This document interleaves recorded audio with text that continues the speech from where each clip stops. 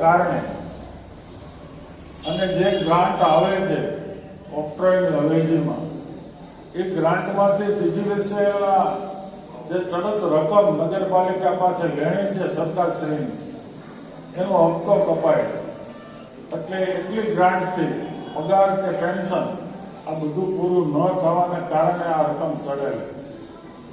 એમાં વેરા વધારો એનું પાછું સંકલન આપણે ન જાળવી શક્યા અને ચેમ્બર ઓફ કોમર્સે કામ બંધ રાખી અને વિરોધ કર્યો.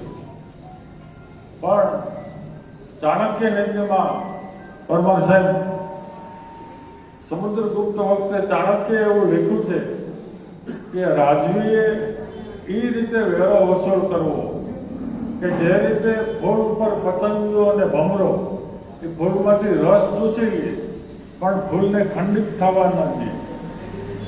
એ રીતે ચેમ્બર ઓફ કોમર્સના મિત્રોને સાથે બેસાડી અને વિચાર વિમર્શ કરી અને વેરો વધારવો એ અનિવાર્ય છે. કોઈ પણ ઘર કે સંસ્થા એ આવક વગર ક્યારેય ટકી શકે નહીં.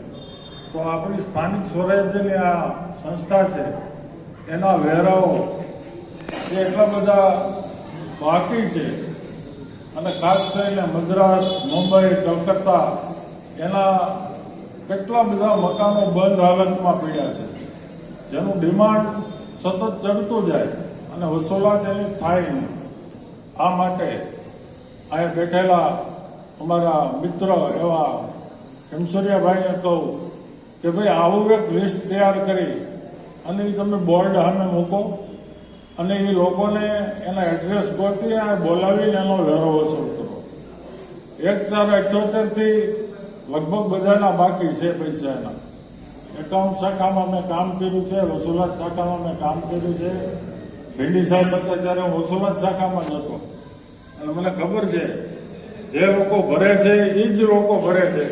નાના માણસો અને મધ્યમ વર્ગના માણસો ભરી આપે છે પણ આવા બહાર જઈ અને બેસી ગયેલા માણસોનું ડિમાન્ડ ચડે છે જેના કારણે વસૂલાતની ટકાવારી નીચે આવે અને આપણી ગ્રાન્ટો કપાય છે. આ બીજું કે તમે અત્યારે 2 કરોડ અને 69 લાખ રૂપિયાનું જે ચેક વિતરણ કરવાના છે એવી રેબડિયા સાહેબ, માનની ધારાસભ્યશ્રી, ચીફ ઓફિસર સાહેબ અને આખી ટીમે જે પ્રયત્ન કરી અને આ અત્યાર સુધી તો એ હમસફર હતા પણ આજે હમદર્દ બન્યા છે. તો એ માટે તો સમગ્ર નગરપાલિકાના કર્મચારી ગણ વતી હું હૃદયપૂર્વક એમનો આભાર માનું કે આ રકમ આપણે જે ઉછીની લીધી છે એના હપ્તા પાછા કપાય.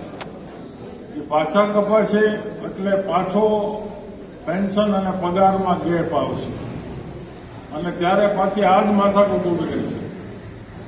એ માટે માનની ધારાસભ્યશ્રી અહીં બિરાજમાન હોય તો એક વિનંતી કરું કે ઓક્ટ્રોય હવેલીની ગ્રાન્ટ એ આપણું ઓક્ટ્રોય શેડ્યુલ સુધાર્યું ચંદુભાઈ પંડ્યા અને આરપી ડોડિયા વખતે એને સરાસરી 3 વર્ષની આવક ગણી અને આપણે ઓક્ટ્રોયની ગ્રાન્ટ આપવામાં આવી છે અને એની 5 શરતો છે.